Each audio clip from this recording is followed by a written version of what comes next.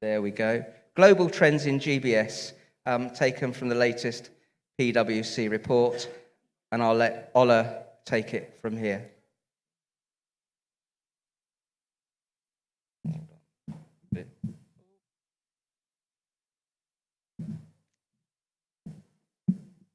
Thanks a lot, Andrew, for the introduction. Morning, Krakow. Great. Apologies. Technology.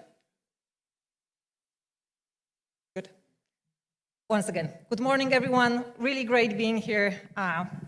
Someone once told me Krakow is like a GBS Nirvana, and it really feels like that today. I think there's a great energy in the room.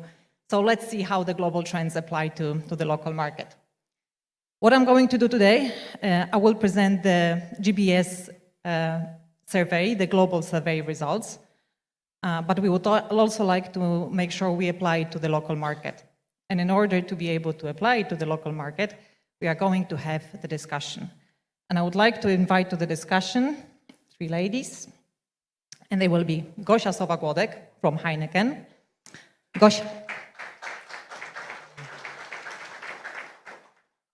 Gosia is the head of finance of Heineken Global Shared Services.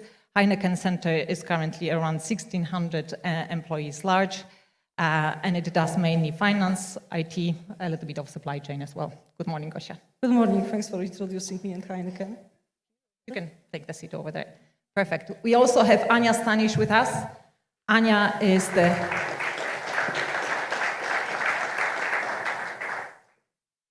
Thank you. Ania is the head of the Polish site for Akamai Technologies. Akamai is just over 1,000 FTEs large, and it's very multifunctional, not just the typical IT, finance, HR, but for example, legal, InfoSec, so all the advanced services. Thank you very much. Welcome, Ania. Happy to be here.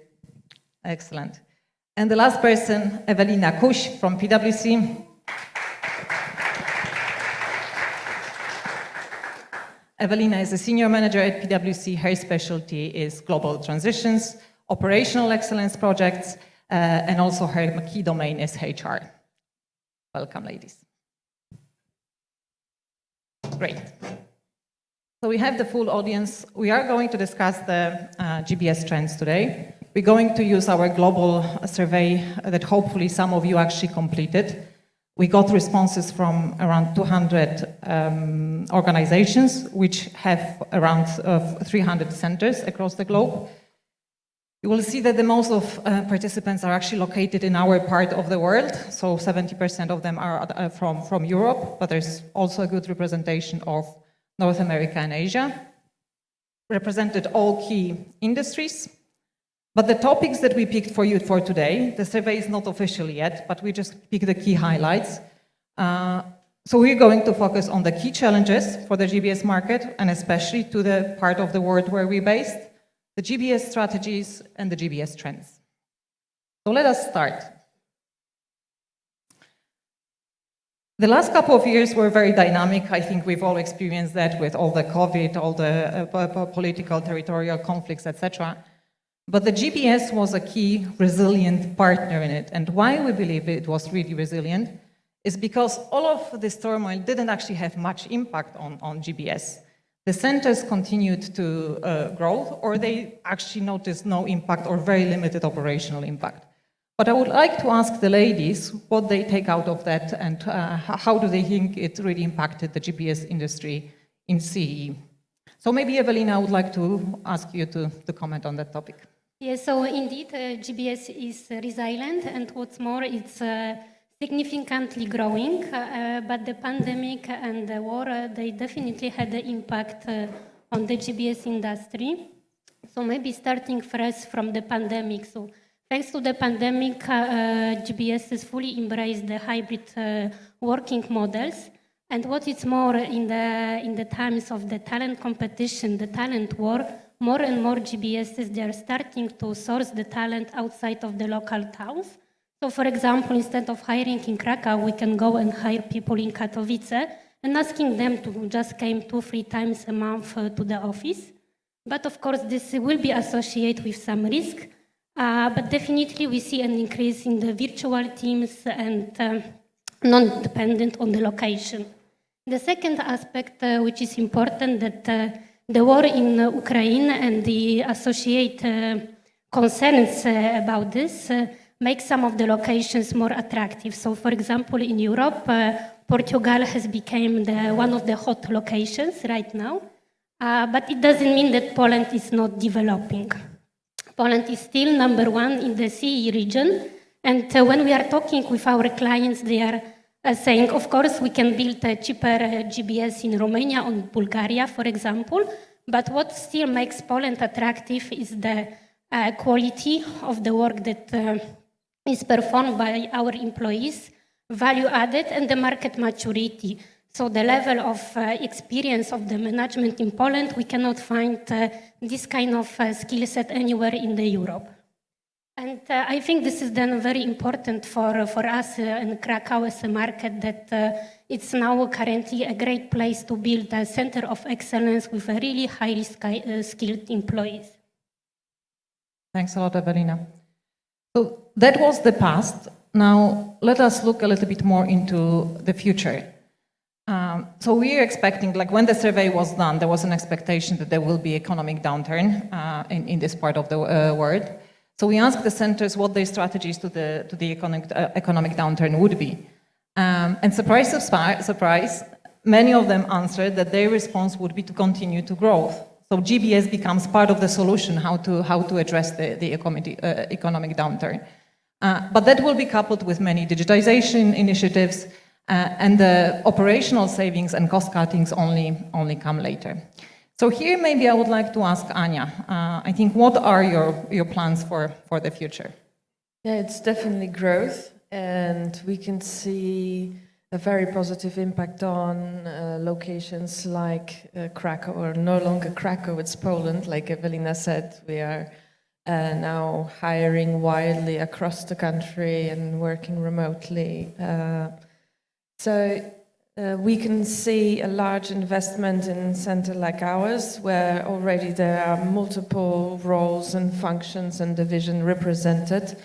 It's a center of excellence, as we call it. It's an innovative place, and it's still less expensive than hiring in headquarters in Cambridge, in Boston, for example. So with the move that Akamai has made after acquiring Linode and the move to cloud compute, the large portion of that investment actually happens in Poland, in our center. And I think it's a great example. And I think what's really powerful about it, it's that for Akamai, it's not just the back office services, but it's really the core business. And now Krakow is a key player in helping make those decisions to actually support the business activities from this location. And I think it really shows the power and the fact that the GBS organization really deserve a seat at the table when making all those strategic decisions. So I think it's a very good story. Let's look then into how the GBS centers should position themselves. So we ask the centers what are their aspirations in terms of positioning themselves across the organization. And of course, cost is still one of the factors.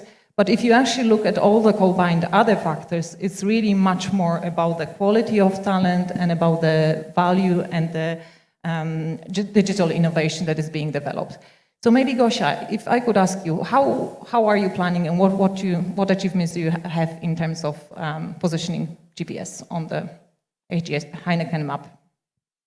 So the recent years or quarters brought some change in Heineken in terms of how we position ourselves. Until now, according to our strategy that we follow, we've been looking very much at cost, quality, compliance, capability building, but the recent quarters really showed us that this is not enough. With the inflation hitting us, we see that whatever you will do around cost and whatever productivity you will deliver, that will be not enough to cover for the cost increases. So we modified a bit our strategy, and we added to these four that I just mentioned, business value.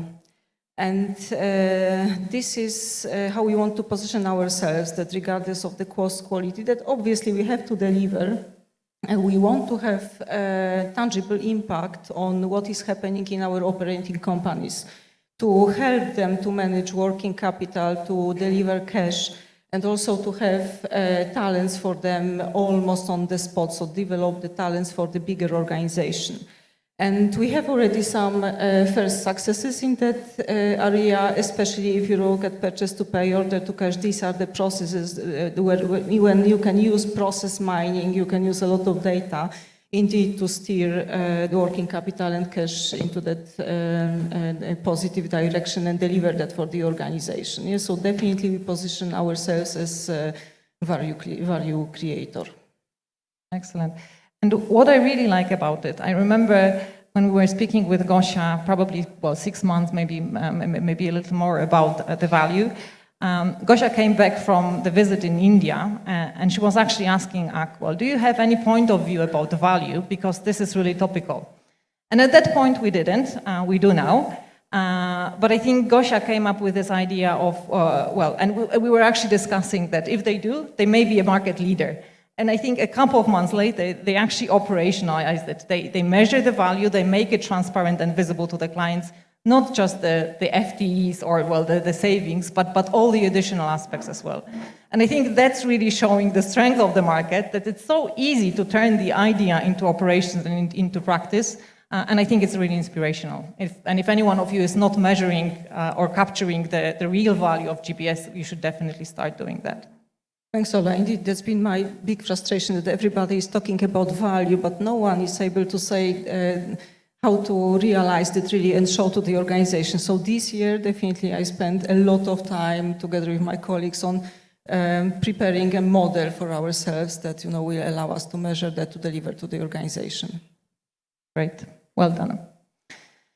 Excellent. Then the next point is about what strategies or what activities you are going to focus on in order to drive your GBS strategy.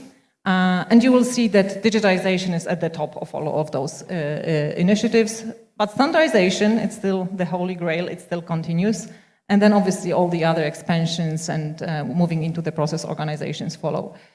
And maybe again, Gosia, because I know you've actually, out of the list that we see here, Heineken has done pretty much all of those activities in the last 2 to 3 years. So what I would like to hear from you is, which ones do you think gave you the most benefit?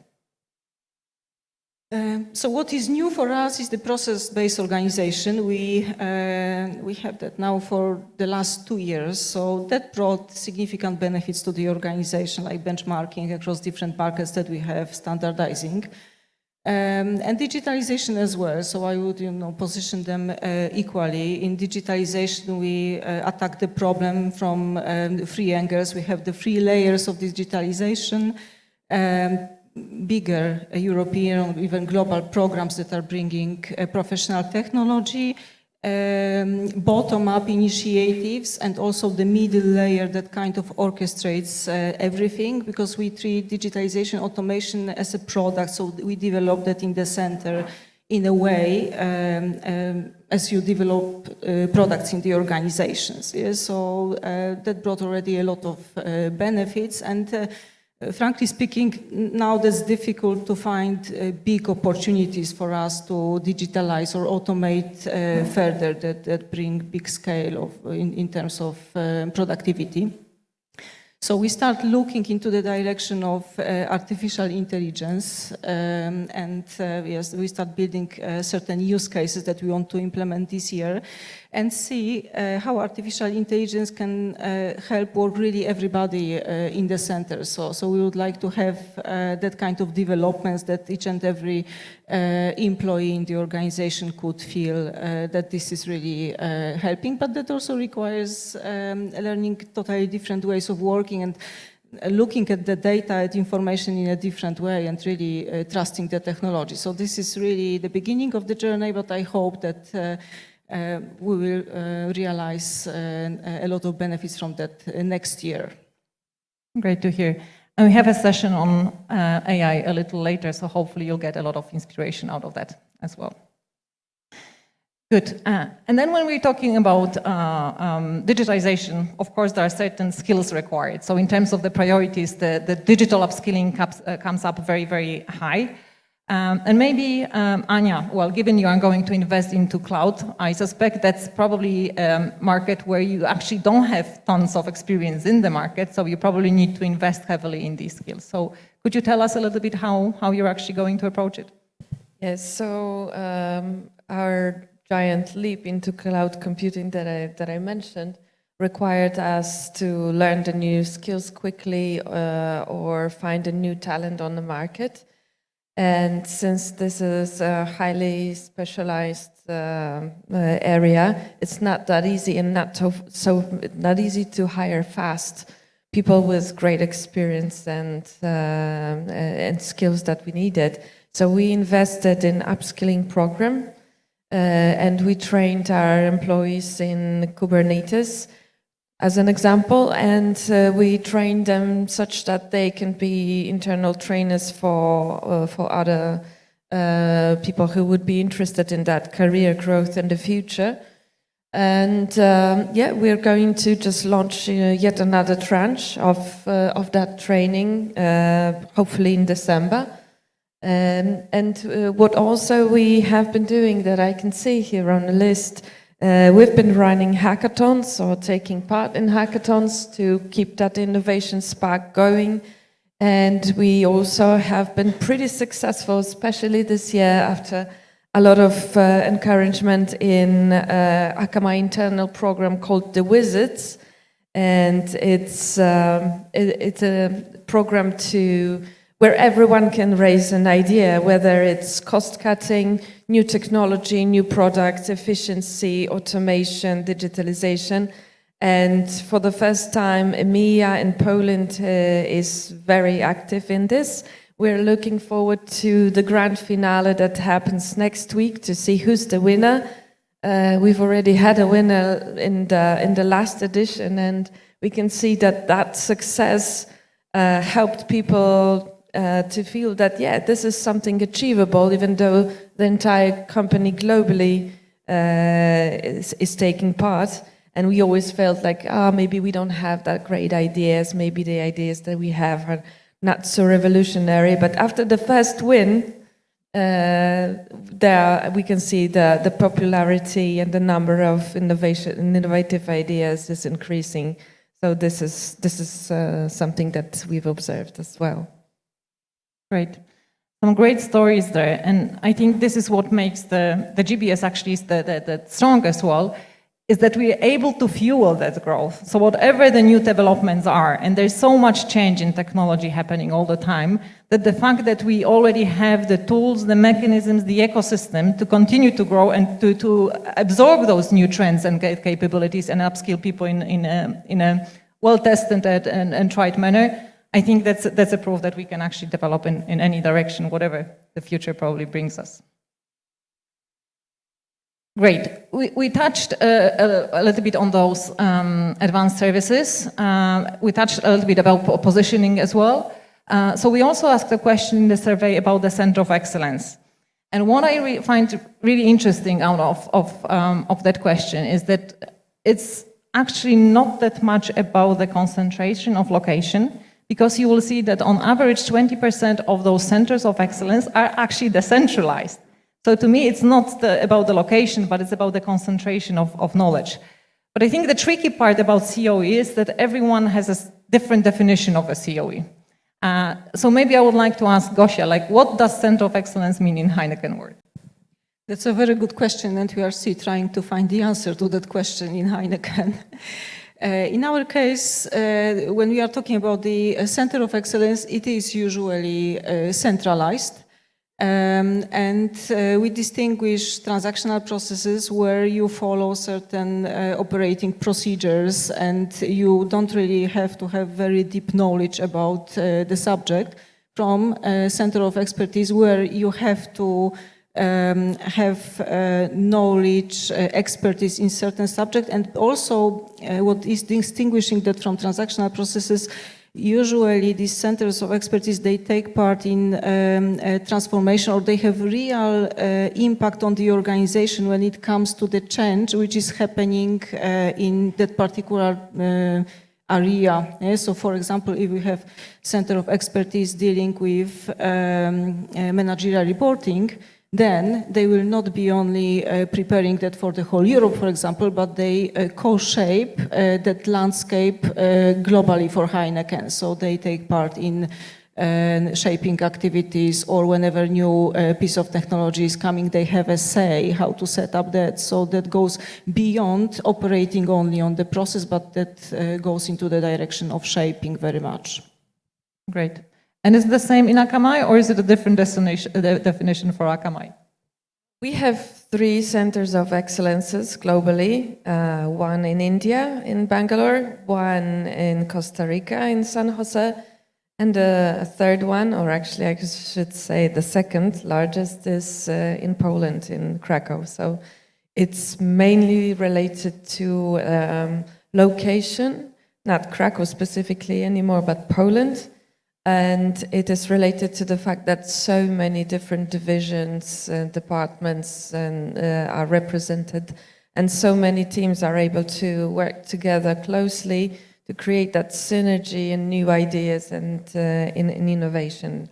So it's that's how we understand it at Akamai. I guess there's no one single definition, but the key point is that if you don't have anything that resembles COE in your scope, well, you should be thinking about it, and because that really deserves you the seat at the table, that you can really drive the strategic business decisions as well. Great. Now we're moving a little bit into the software part, so the skills. And again, I think with everything that we've just discussed, no wonder that the digital skills come very high on the list. But I would like to ask maybe Evelina, if you agree with the statement, is it really all about digital skills, or do you maybe have a different perspective? Yes, so this is all important, but I would also not underestimate the need of soft skills. What we are hearing from the clients is GBS expansion, the growth, new transition. In order to do that, GBS need to have the proper change management in place. They need to know how to embrace the change, how to engage the stakeholders, how to communicate properly. Also, GBSs are moving more from the back office to the middle office, and the roles that will be moving, there will be more client-centric roles, and the skills that would be required for the employees is to have a proper relationship building, stakeholder management, in order really to support the business in the strategic decision making. Also flexibility, adaptability. We don't know what will be the next normal, so this is also very important. Where our team and the consultants, PwC, are very often now asked to be engaged for the clients is also the need of the coaching programs and the leadership programs for the middle management. So middle managers, they need to strengthen the leadership skills in order to motivate properly the people, in order to reconnect people in the hybrid world, in order to introduce the proactive problem solving within the team. And thanks to all of this, it will help them to motivate and keep people in the organization. I think, Gosia, you had a similar observation about it, but maybe slightly different focus. So what are your key challenges when it comes to skills in Heineken?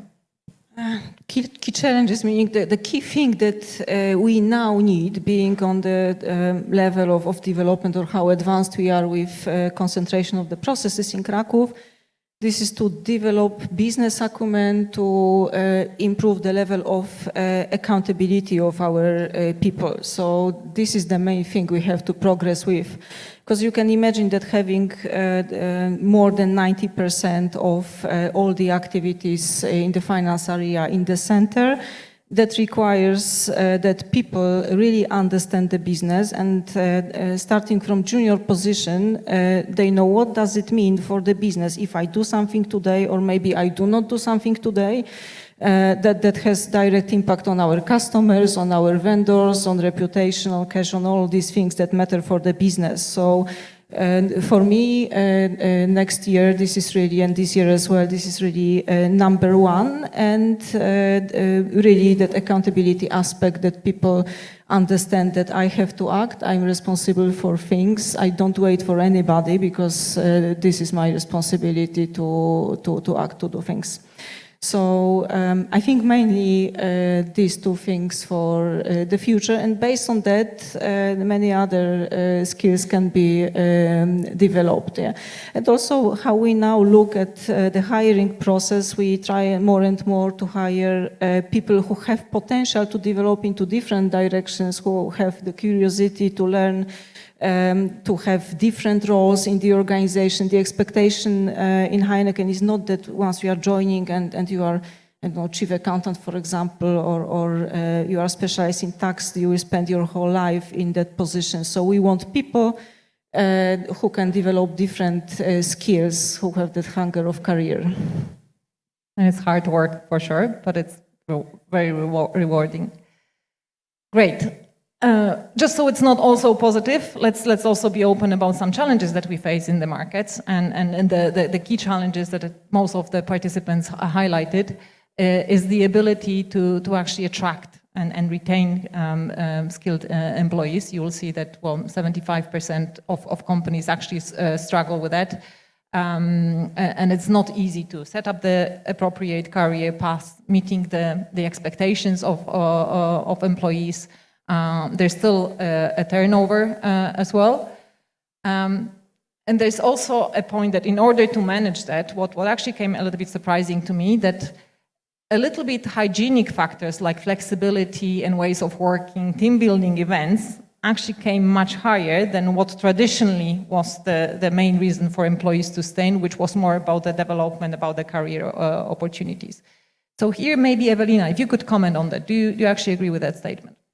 Yes, and we've been recently hosting some of the GBS heads in Krakow in our office, and they all admitted that the number one challenge for them is a talent retention. And I think one of the initiatives also mentioned here, the regular employee surveys and follow-ups.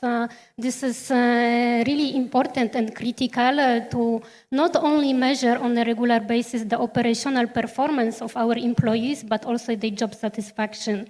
So asking the feedback, asking them and gathering the insights, how they are feeling about the work arrangements given to them, how is, for example, the well-being state. And for example, even in our team, we recently ran the workshops, well-being workshops, and there was one interesting conclusions that came up out of those workshops that for younger employees, actually, the well-being doesn't mean that no overtime or no intense travel time or more time with the family. What was important for them to really feel well at the company was the proper onboarding and the upskilling initiative. So when they are joining the project, they can be set up for a success from the beginning.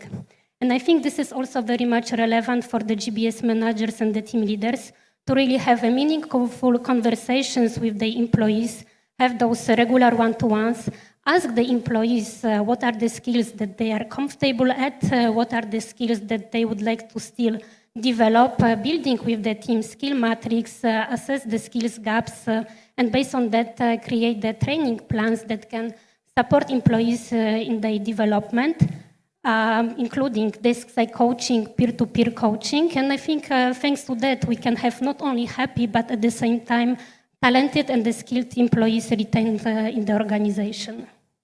Thank you, Evelina. So there are some positive sides to the difficult market as well. With that, let us maybe finish with some key highlights from what I've heard and what we've read from the survey.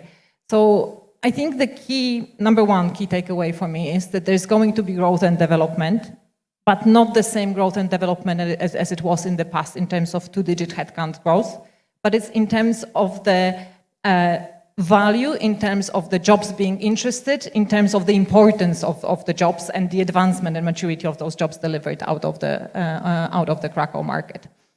Then another big point for me is the digitization and technology.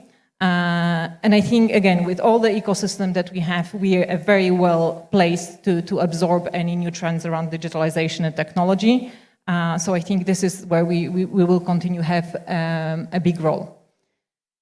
What I think is the most challenging, but I think there's a great responsibility for all of us in the room here today, is the last point about upskilling and retaining employees. When I started the discussion about talking about Krakow being perceived as GBS Nirvana, what I actually heard is that sometimes there are actually concerns, can it still continue? Because with all the expectations from the employees, with the need to have a stable and comfortable workplace, this is probably our biggest challenge. If we make it too stable and too comfortable, and we continue to look for inspiration, for development. So I think hopefully today you will hear many inspirations, and I will really encourage you to learn from those inspirations, to bring it back to your teams as well, and continue to inspire and work in all the good developments for the benefit of the whole community. So this is all we prepared. Thank you very much for your attention. Thank you.